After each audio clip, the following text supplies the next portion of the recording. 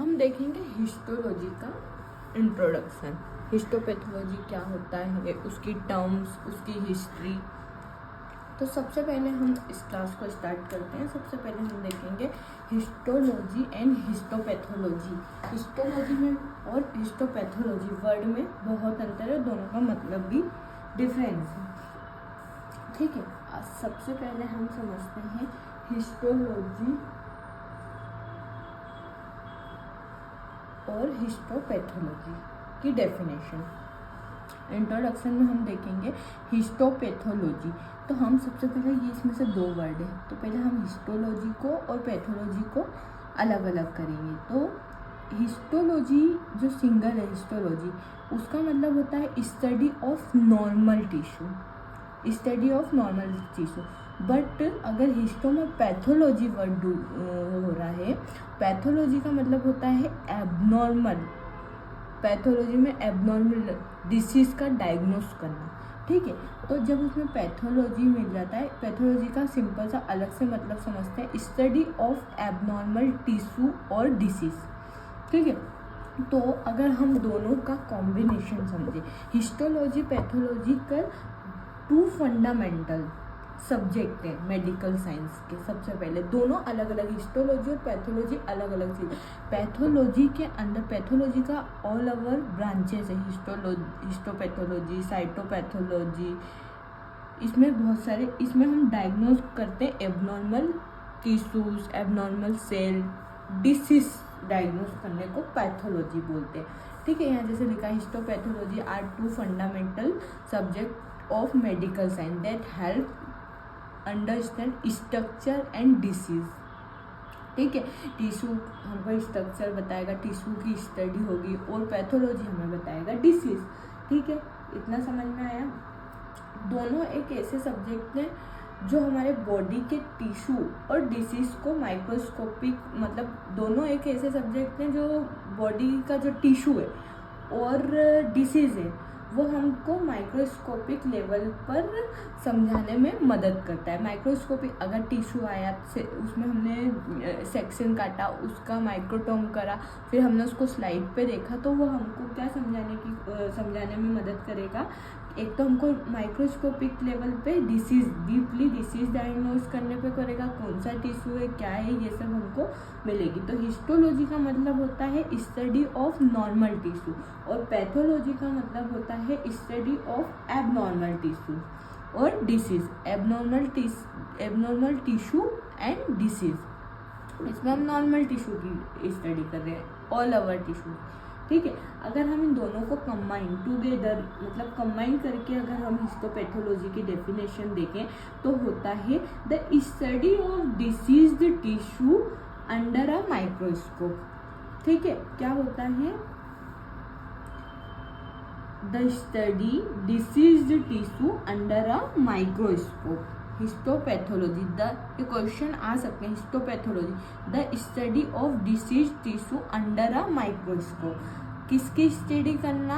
Tissues की करना, but disease tissue की करना, और काय में करना? माइक्रोस्कोप में करना। यह डेफिनेशन कहलाती है हिस्टोपैथोलॉजी। हिस्टोलॉजी की कहलाती है the study of normal tissue, pathology की एबनॉर्मल डिसीज टिश्यू। हिस्टोटेक्नोलॉजी क्या होता है ये हम देखेंगे। एक यहाँ पे है, देखिए लिखा है, ये लाइन भी पढ़ लेते हैं। Histopathology is the branch pathology that involves the examination of tissue under a microscope to the manifesting of disease. वही मैंने बताया, हिस्टोपैथोलॉजी का मतलब वही यहाँ पे लिखा।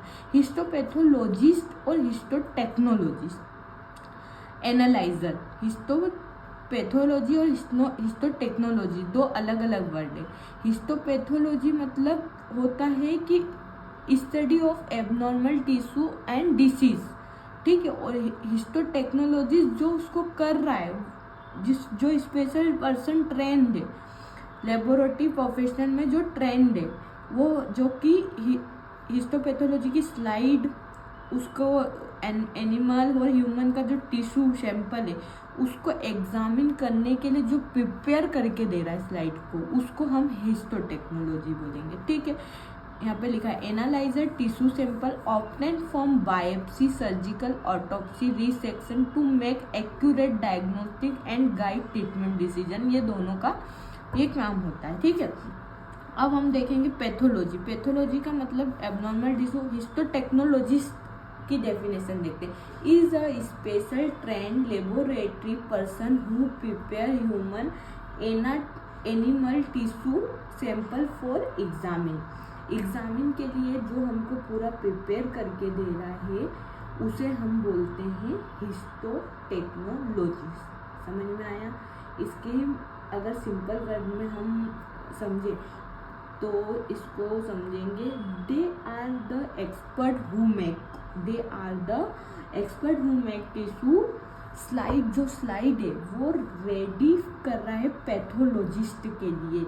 जब पैथोलॉजिस्ट आएगा मतलब पूरी प्रोसेसिंग कर रहा है हिस्टोलॉजी का, माइक्रोटोम से काट रहा है, स्लाइड पे प्रिपेयर कर रहा है, उसको स्टेनिंग कर रहा है, उसको ड्राई कर रहा है, देन वो पैथोलॉजिस्ट के देखने के लिए उस स्लाइड को रेडी कर रहा है। उस पर्सन को हम बोलेंगे हिस्टोटेक्नोलॉजिस्ट, ठीक है। यहाँ लिखा है histotechnologist specialist who process cut stand prepare tissue section and microscopic examination study to help diagnose of disease, ठीक है। समझ में आया? अब हम देखते हैं हम इसको क्यों क्या क्या पता पड़ता है। वेरियस डिसीज डायग्नोस के लिए हम इसका यूज़ करते हैं। Cancer, infection, inflammation, auto immune disorder, metabolic condition में हम इस प्रोसेस को हिस्टोलॉजी को यूज़ करते हैं। By studying the structural and functional changes in tissue. Study के दौरान स्ट्रक्चरल और फंक्शनल चेंजेस टिश्यू में होते हैं जो कि डिसीज कोज्ड करते हैं और जो कि हमको हिस्टोपैथोलॉजी में पता पड़ता है। ये हमारे हिस्टोपैथोलॉजी का मेडिकल डायग्नोस पर्पस रिसर्च से मैकेनिज्म से वेरियस डिसीज पता करने के लिए हम इसका यूज़ करते हैं। आपको सबको समझ में आया होगा हिस्टोपैथोलॉजी, हिस्टोलॉजी, हिस्टोटेक्नोलॉजी, पैथोलॉजी क्या होता है। अब हम देखेंगे इसकी हिस्ट्री। क्या देखेंगे? हिस्ट्री। सबसे पहले हिस्ट्री ऑफ हिस्टोपैथोलॉजी हेडिंग डालिए। हिस्ट्री में आएगा कि 17th सेंचुरी में इसका इन्वेंशन किया था माइक्रोस्कोप का। काय के लिए? हिस्टोलॉजी में हमको जो टिश्यू की स्लाइड देखना थी, हिस्टोलॉजी में सेल्स की जो स्लाइड देखना था, वो हमने सबसे पहले माइक्रोस्कोप का इन्वेंशन कब हुआ था?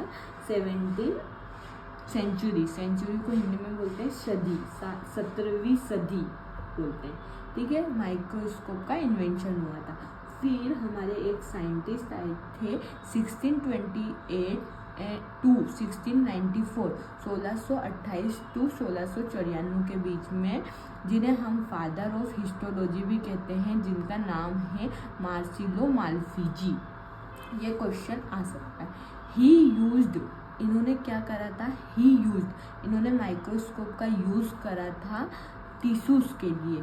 किसके टिश्यू? लीवर, किडनी, लंग्स, इन सब के टिश्यू को देखने के लिए सिंपल माइक्रोस्कोप, कोई उसमें वेरिएशन, कोई कलरफुल, कोई इलेक्ट्रॉन, कोई माइक्रोस्कोप नहीं थे जब इन्होंने सिर्फ सिंपल माइक्रोस्कोप का यूज़ किया था। अब उसके बाद आए 1771 टू 1802 के बीच एक और आए ज़ैक्सुअर बिचर्ड। ये इन्होंने क्या करा? क्लासिफाइड किया टिश्यूज को, epithelial, connective, muscular, without microscope के बगैर इन्होंने टिश्यूज का क्लासिफिकेशन करा। फिर हमारे आए रुडोल्फ विर्चोव 1821 टू 1902 में, 1821 टू 1902 में हमारे रुडोल्फ विर्चोव आए, जिन्हें कहा जाता है father of pathology, known as father of pathology. ये क्वेश्चन भी आ सकता है, फादर ऑफ पैथोलॉजी या रुडोल्फ विर्चोव कौन? हु इज रुडोल्फ विर्चोव या फादर ऑफ पैथोलॉजी? इन्होंने इंट्रोड्यूस द कंसेप्ट ऑफ, इन्होंने किससे इंट्रोड्यूस कराया? सेलुलर पैथोलॉजी, जो कि which state all disease occur due to abnormalities all.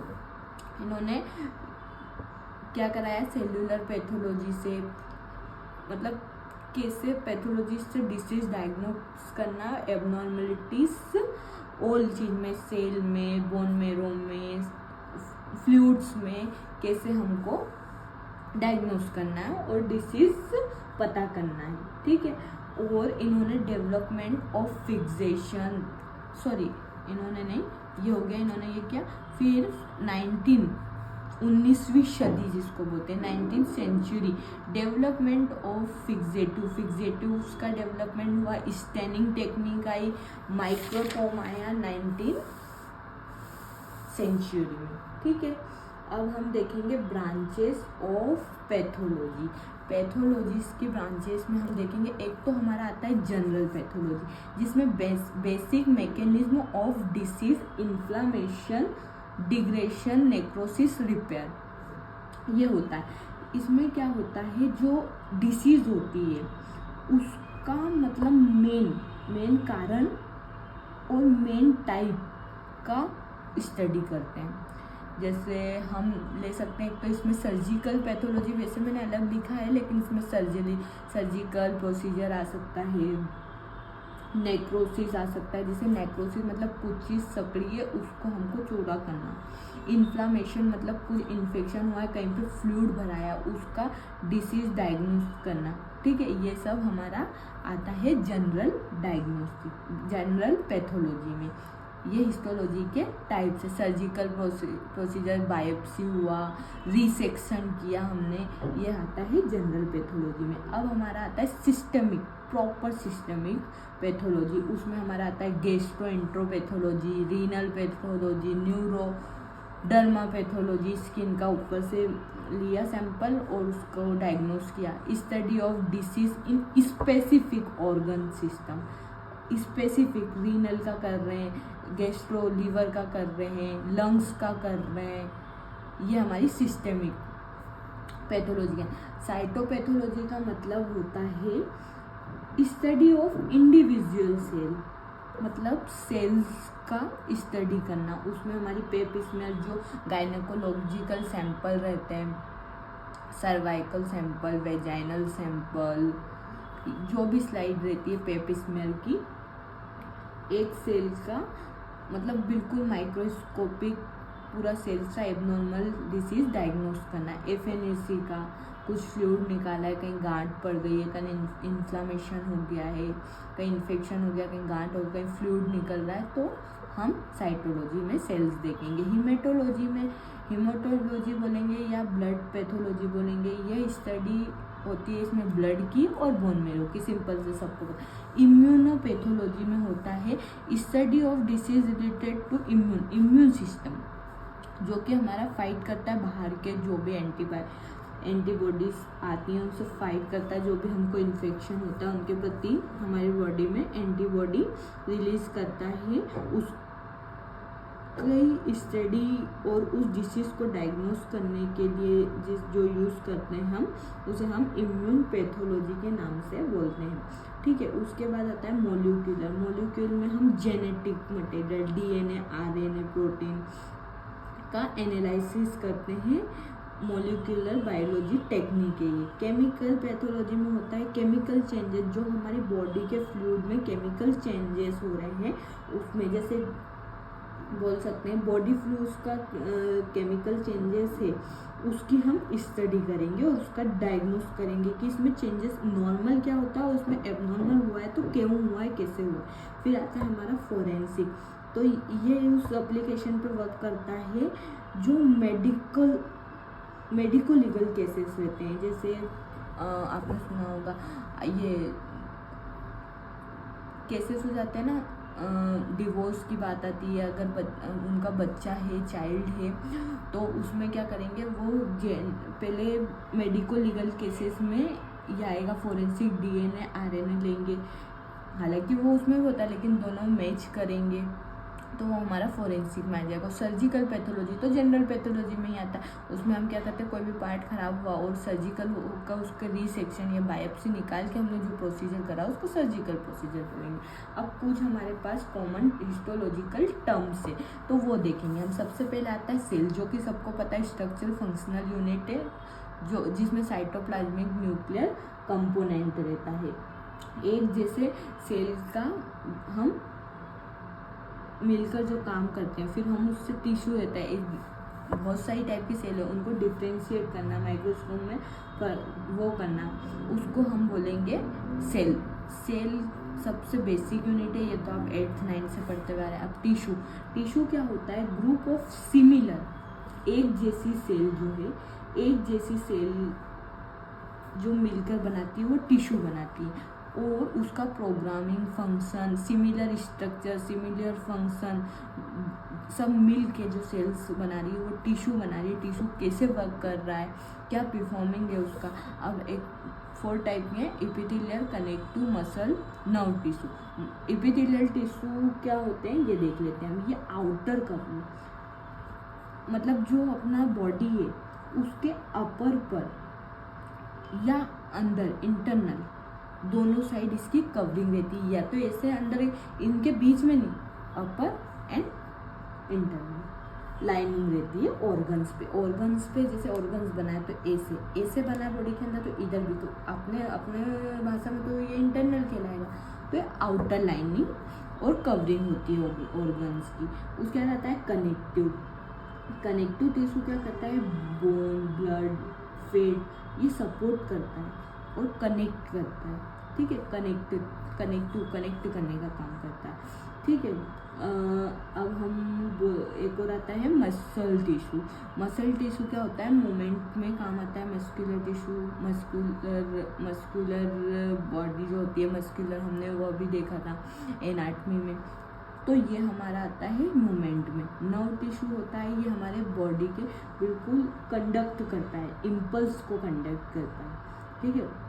बिल्कुल बोलते हैं ना हिंदी में, संदेश पहुंचाने का काम करता है, और ब्रेन में होता है। ऑटोप्सी का मतलब होता है an autopsy also known as postmortem. जो व्यक्ति मर जाता है उसके बाद की जो हम एग्जामिन करते हैं, मेडिकल प्रोसीजर करते हैं, परफॉर्म करते हैं आफ्टर डेथ को, उसको अगर कोई डिसीज़ है या काइज से उसकी डेथ हुई है उसको हम ऑटोप्सी बोलते हैं। बायोप्सी क्या होता है, लाइव जो लिविंग ऑर्गेनिज्म है उसमें कुछ, जैसे ये उंगली है, यहाँ पे कुछ इन्फ्लामेशन हो गया है या कुछ गांठ वगैरह पड़ गई है या लग गई है चोट, या हड्डी में कुछ फ्रैक्चर हुआ उसकी वजह से कुछ पस हो रहा है, तो उस एरिया को हम सेक्शन लेंगे और उसकी स्टडी करेंगे, उसको हम बायोप्सी बोलते हैं, या उस प्रोसीजर को हम बायोप्सी बोलते हैं, ठीक है। उसमें सेल्स, ट्यूमर्स हो गया या इन्फ्लामेशन हो गया, जो भी डिसीज़ है उसमें से कुछ सेक्शन काटने को हम बायोप्सी बोलते हैं। स्टेनिंग क्या होता है, कलरिंग द टिश्यू को कलर करते हैं ताकि हमको माइक्रोस्कोप में स्टडी करने के लिए ईजी हो और हमको डिफरेंट टाइप में हमको पता पड़ जाए। Cytology, branch of biology of medicine, ये हमको स्टडी करना होती है। हमको इसमें एबनॉर्मल सेल की, नॉर्मल सेल की, जो भी आ रहा है ये हमको फंक्शंस भी बताता है, स्ट्रक्चर बताएगी, प्रॉपर्टीज़ बताएगी, इंटर रिएक्शन बताएगी टिश्यू में, ठीक है। हिस्टोलॉजी, स्टडी ऑफ टिश्यू, सभी को पता है। फिक्सेशन क्या होता है, कुछ भी लिविंग ऑर्गेनिज्म, कुछ ऑर्गन निकाला, उसको फिक्स करा, प्रिजर्व करा, जिससे उसमें पुट्रिफिकेशन, उसमें वो सड़े नहीं, उसलिए हम फिक्सेटिव सबसे ज़्यादा हम फॉर्मेलिन यूज़ करते हैं, ठीक है, ताकि उसका जो भी शेप, साइज, जो भी उसकी क्वालिटी है वो वैसे ही मेंटेन रहे। इम्बेडिंग क्या होता है, इम्बेडिंग होता है placing tissue in paraffin wax. उसको ब्लॉक काटने के लिए हमको उसको प्रॉपर फिक्स करना होता है पैराफिन वैक्स में टिश्यू को, जिससे प्रॉपर हमारी स्टडी हो। सेक्शनिंग मतलब जितना थिन 4 से 5 माइक्रोन रखा हुआ है उस स्लाइस में हम माइक्रोटॉप के द्वारा काटते हैं, उसको हम बोलते हैं माइक्रोटॉम। एक डिवाइस है कटिंग की, ठीक है। उसके बाद माइक्रोस्कोप, सबको पता है, magnify and resolve small object, सबसे छोटे से छोटी चीज़ को देखने के लिए हम माइक्रोस्कोप का यूज़ करते हैं। फिर हमारा आता है इम्पोर्टेंस ऑफ हिस्टोपैथोलॉजी। हिस्टोपैथोलॉजी हमारा क्यों इम्पोर्टेंट है? सबसे बात एक्यूरेट डायग्नोस के लिए, स्पेशली कैंसर। उसके बाद आइडेंटिफाई करता है टाइप्स, स्टेज, सिवियरिटी, डिसीज। ऐसे तो मिक्स हो जाता है ना,